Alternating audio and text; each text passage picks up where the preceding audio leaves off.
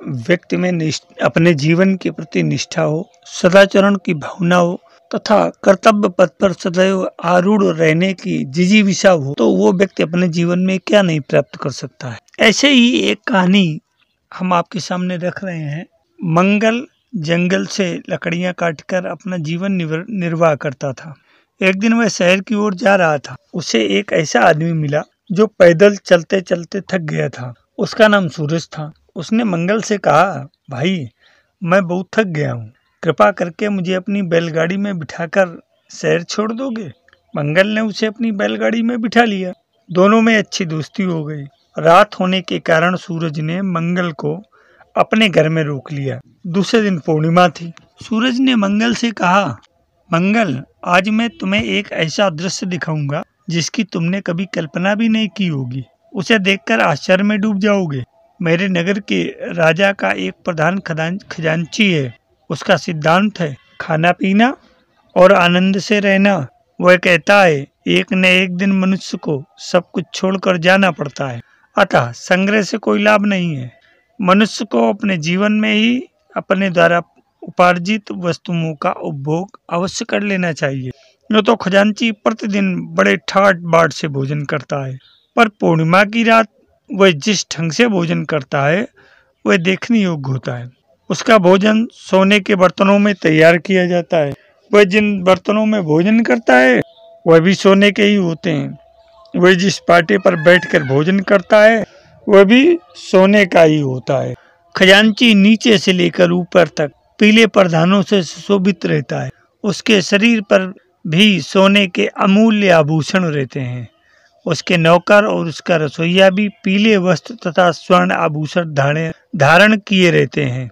चांदनी रात में खजांची के घर ऐसी स्वर्ण आभा बिखरी रहती है कि मनुष्य का मन ही नहीं देवताओं का मन भी ललक उठता होगा। नगर के रईस भी उस अनुपम दृश्य को देखने के लिए वहां इकट्ठे होते हैं। सूरज की बातें सुनकर मंगल के मन में भी उस खजांची के भोजन के दृश्य को देखने की ललक हुई। खजांची तरह तरह के सोने के आभूषणों, पीले परिधानों से सज्जित होकर भोजन के लिए सोने के पाटे पर बैठा। उसके सामने जब सोने के पात्रों में तरह तरह के व्यंजन परोसे गए तो उस दृश्य एवं उन व्यंजनों को देखकर मंगल अपने मन को वश में नहीं रख सका।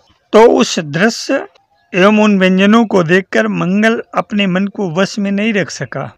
वह धीरे से सूरज से बोला, भाई सूरज, सचमुच ये तो बड़ा अपूर्व दृश्य है।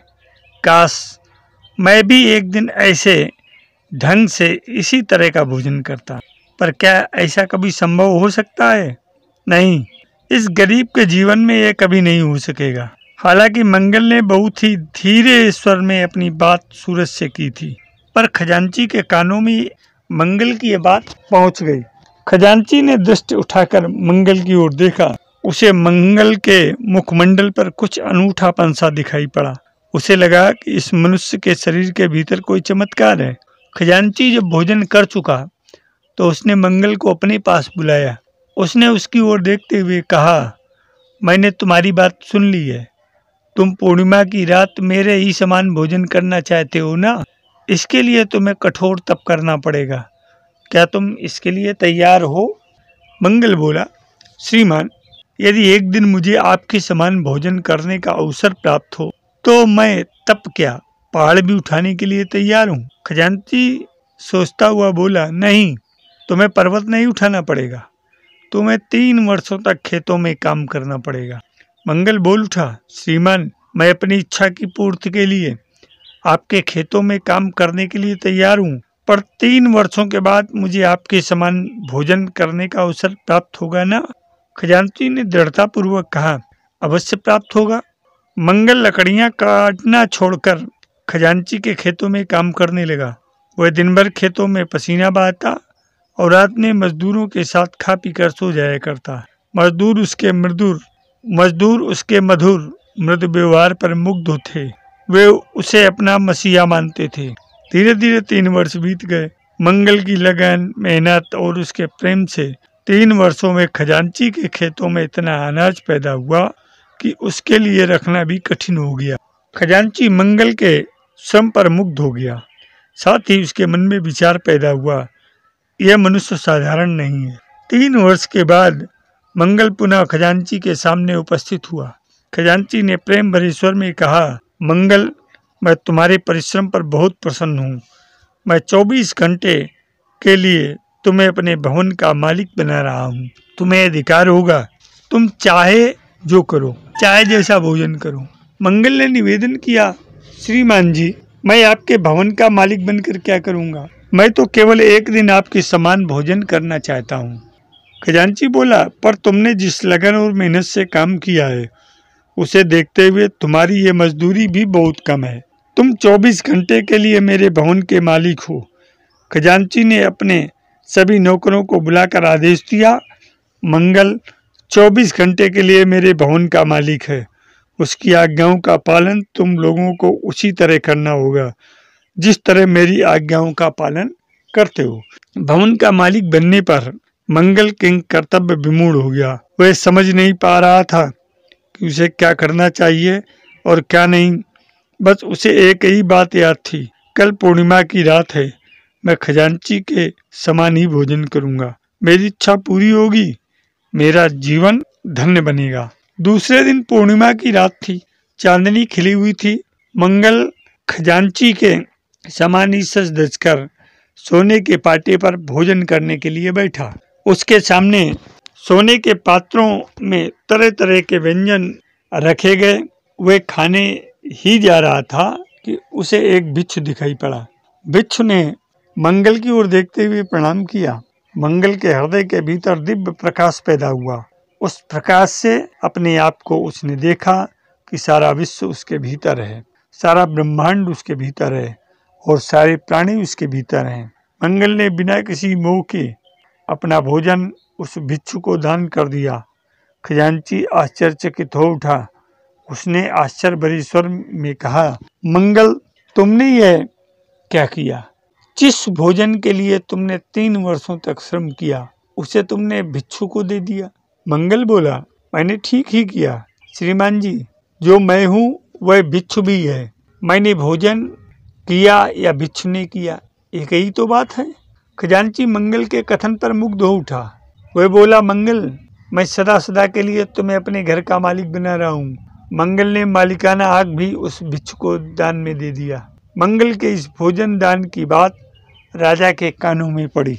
मंगल के त्याग पर प्रसन्न होकर उसने अपना पूरा राज्य मंगल को दे दिया।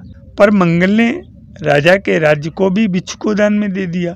भिक्षु मुस्कुराता हुआ बोला, इस मनुष्य की मेहनत और लगन पर प्रसन्न होकर भगवान ने उसे अपनी शरण में ले लिया है। जो प्राणी भगवान की शरण में जाता है उसे ब्रह्मांड का राज्य भी तुच्छ लगने लगता है। मंगल के त्याग का प्रभाव खजांची और राजा के मन पर भी पड़ा। वे दोनों भी अपना सब कुछ छोड़कर भिक्षु बन गए। एक मनुष्य को दूसरे की सहायता करनी ही चाहिए। श्रम और लगन की दृढ़ता से मनुष्य अपनी मंजिल पर पहुंचता है। मेरे अध्यात्म प्रेमी जिज्ञासु मित्रों, सेवा, श्रम और त्याग ही मनुष्य का सबसे बड़ा गुण है। परिश्रमी और प्रेमनिष्ठ मनुष्य को ईश्वर की कृपा अवश्य मिलती है, परंतु जिसे ईश्वर पर दृढ़ विश्वास है वो कभी जीवन में अकुलाता नहीं, उकताता नहीं, डरता नहीं और किसी भी वस्तु स्थिति की कल्पना से अपने मन में संशय नहीं पैदा करता। वो सदैव उस परमात्मा के इस अमर साम्राज्य का एक कण मान करके अपने को जीवन में आगे बढ़ाता है। ऐसी एक कहानी स्वामी राम तीर्थ के विषय में भी प्रचलित है। स्वामी राम तीर्थ को संन्यास लेने के उपरांत भगवत प्रेरणा प्राप्त हुई कि उन्हें भारतीय संस्कृत का प्रचार प्रसार करने अमेरिका जाना चाहिए। उन्होंने समुद्री जहाज से अमेरिका जाने की व्यवस्था बनाई। यात्रा की व्यवस्था बनाने हेतु शुल्क किसी अनजान व्यक्ति ने यूं ही दे डाला, परंतु अमेरिका में प्रवास हेतु कोई साधन उनके पास न था। प्रभु की प्रेरणा से वे जहाज पर सवार तो हो गए, तथापि उनके मन में पूरी निश्चिंतता थी कि आगे की सारी व्यवस्था भगवान स्वयं ही बनवा देंगे। अमेरिकी बंदरगाह नजदीक आने लगा तो हर कोई अपना सामान इकट्ठा करने लगा, किंतु स्वामी राम तीर्थ निष्प्रय भाव से एक कोने में बैठे रहे। तभी एक अमेरिकी युवती वहां आई। इतने सारे कोलाहल में भी स्वामी जी को अचल बैठे देखकर उसके मन में जिज्ञासा उठी। कि आखिर वह व्यक्ति कौन है जिसे सारे संसार की कोई परवाह ही नहीं। उसने स्वामी जी से जाकर पूछा, आप कौन हैं? स्वामी जी बोले, मैं अलमस्त फकीर हूँ। उस युवती ने फिर प्रश्न किया, आपके पास कुछ सामान दिखाई नहीं पड़ता? आप अमेरिका में कहाँ ठहरेंगे? क्या आपका यहाँ किसी से परिचय है? स्वामी जी उसी निरासक्त भाव से बोले, फकीर को संपत्ति की क्या आवश्यकता? सारा संसार ही प्रभु का घर है। अब तो उन्होंने परिचय भी बना दिया। युवती आश्चर्य से बोली, किससे? स्वामी जी बोले, आपसे। उनकी इस अलमस्ता से प्रभावित होकर वह युवती स्वामी राम तीर्थ को अपने घर ले गई और उसी ने उनके अमेरिका प्रवास की सारी व्यवस्था बना डाली।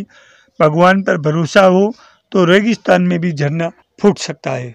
मेरे अध्यात्म प्रेमी जिज्ञासु मित्रों, यह संपूर्ण सृष्टि उसी ईश्वर की बनाई हुई है। जो भी कर्म विधान, सृष्टि का संचालन, प्रेरणा, हमारे अंदर भावनाएं उठती हैं, वो सब उस ईश्वर की ही एक क्रिया मात्र है। तो उस संचालक की सृष्टि पर विश्वास करके व्यक्ति निश्चिंत रह सकता है। उसे जीवन में कुछ भी असंभव नहीं है।